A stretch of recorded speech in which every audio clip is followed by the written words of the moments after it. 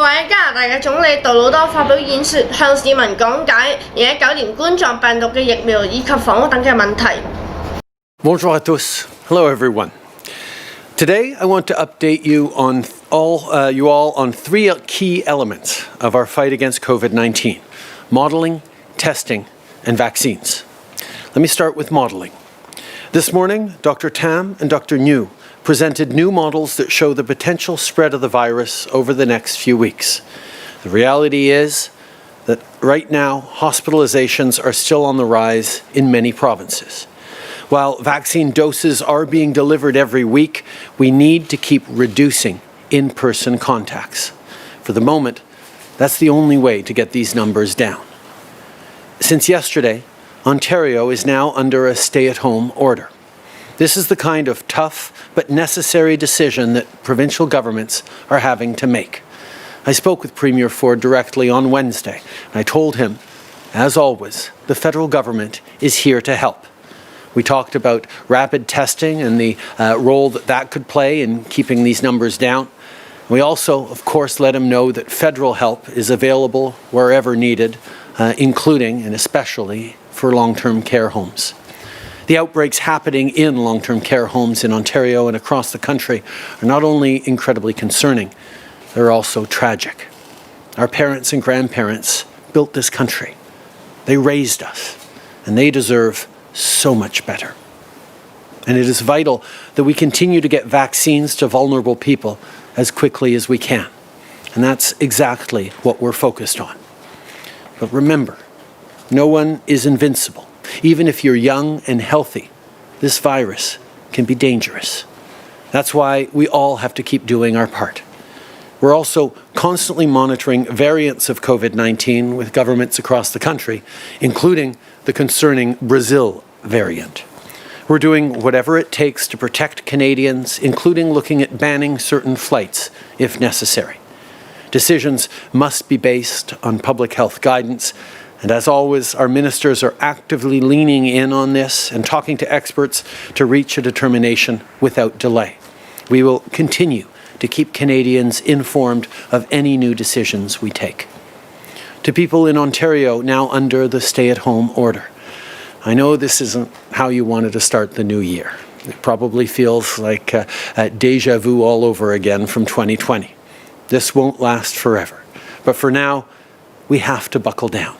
This is our best way through in the coming weeks of winter. We've seen the kind of impossible choices hospitals in other countries had to face when they become overwhelmed. Deciding who gets an ICU bed and who doesn't, well, that's not where we want to be. So please, keep following public health guidelines and stay safe. Au Québec aussi, c'est important que les gens continuent de respecter les directives de santé publique pour diminuer le nombre de cas et faire baisser les taux d'hospitalisation. Comme vous le savez, la pandémie a des impacts bien au-delà de juste ceux qui testent positifs. Quand la COVID-19 met trop de pression sur les hôpitaux, c'est tout le système qui en écope. On apprend tous un nouveau mot, délestage. Des milliers de chirurgies sont en train d'être retardés. Les dépistages de certains cancers est plus lent, ce qui met d'autres vies en danger. Les travailleurs de la santé sont épuisés, en plus de devoir prendre des décisions extrêmement difficiles. Je sais que c'est difficile et que les mesures sont strictes, mais pendant qu'on continue de vacciner les gens vulnérables, il faut absolument casser cette deuxième vague. Depuis le début, notre réponse à la pandémie est basée sur la science et sur les meilleures données possibles. Mais mercredi, pendant la retraite virtuelle du Conseil des ministres, différents experts sont venus faire le point avec nous, dont la Dr Tam, la Dr Niemer, le président de l'Agence de la santé publique du Canada et les deux coprésidents du groupe de travail national sur les vaccins.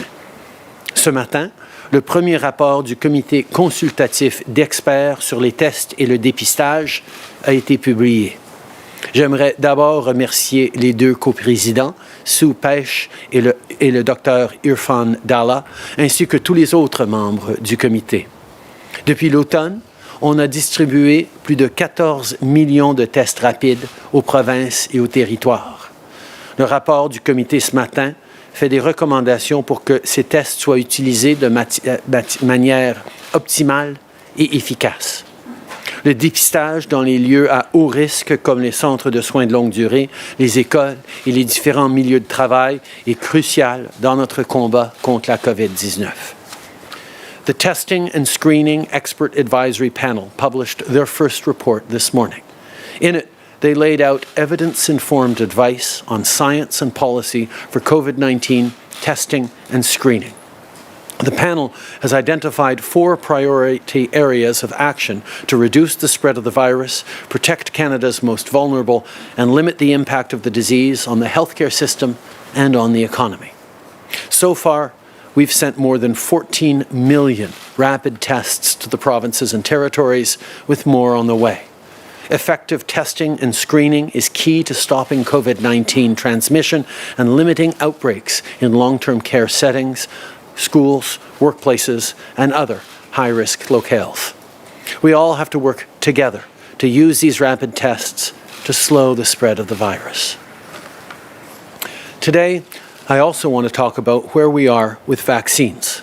On Tuesday, I announced that we reached an agreement with Pfizer to buy an additional 20 million doses of their vaccine.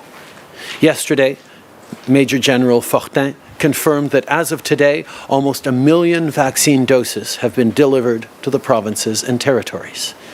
We're working day in and day out to get vaccines delivered as quickly as possible. Shipments have largely been ahead of schedule so far, but with an undertaking this historic, it's only to be expected that there will be a few bumps along the way. Earlier this morning, Minister Anand talked about her conversation with Pfizer Canada regarding impacts to vaccine production. Due to work to expand one of the company's manufacturing facilities, deliveries to all countries receiving Pfizer doses made at the European facility will be temporarily reduced, and this includes Canada.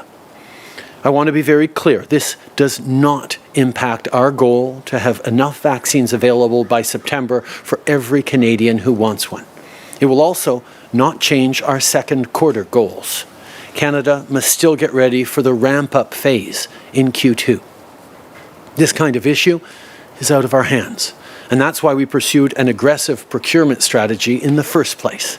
Canada has one of the most diverse vaccine portfolios in the world, and we secured the largest number of doses per capita of any country. We have 7 bilateral agreements to ensure flexibility when it comes to supply chains, and like I said, this situation with Pfizer is temporary. Cette semaine seulement, on a livré 380 000 doses de vaccins aux provinces et aux territoires, et les livraisons se poursuivent.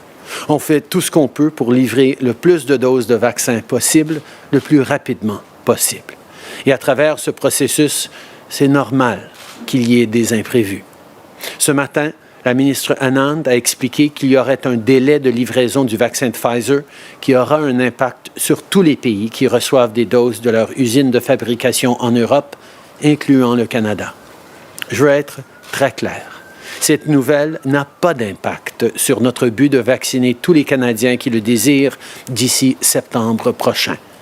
Notre phase accélération du 2e trimestre ne sera pas affectée non plus.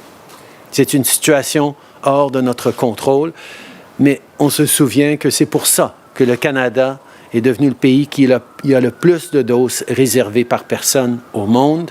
Et nos ententes avec 7 fabricants et développeurs de vaccins font en sorte qu'on a une marge de manœuvre quant aux chaînes d'approvisionnement. Et d'ici septembre, vous allez tous pouvoir recevoir votre vaccin. I know it's been a tough 11 months, but no matter how much longer this crisis lasts, no matter where you live, we've got your back. Yesterday, a request for additional support was approved by the federal government for Nain in Newfoundland and Labrador. The Canadian Rangers will help with the vaccination effort, as many vulnerable and elderly people in the community need help getting to and from the vaccination site.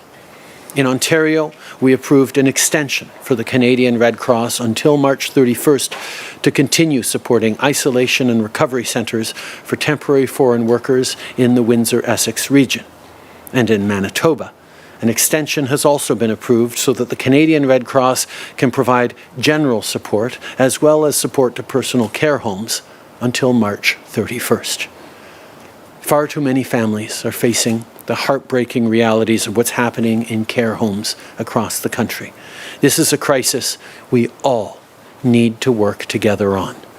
And as we have from the very beginning, the federal government will always be there when it's needed most. Before I wrap it up for today, I also want to take a minute to talk about housing. With rising homelessness and housing needs, the COVID-19 crisis has made it clear that affordable housing will be key to Canada's recovery. Everyone deserves a safe and affordable place to call home. In September, we announced an investment of $1 billion through the Rapid Housing Initiative. Today, we can announce the details of the over $203 million that was allocated for Toronto. The city will be starting 7 projects to create more than 500 new affordable homes.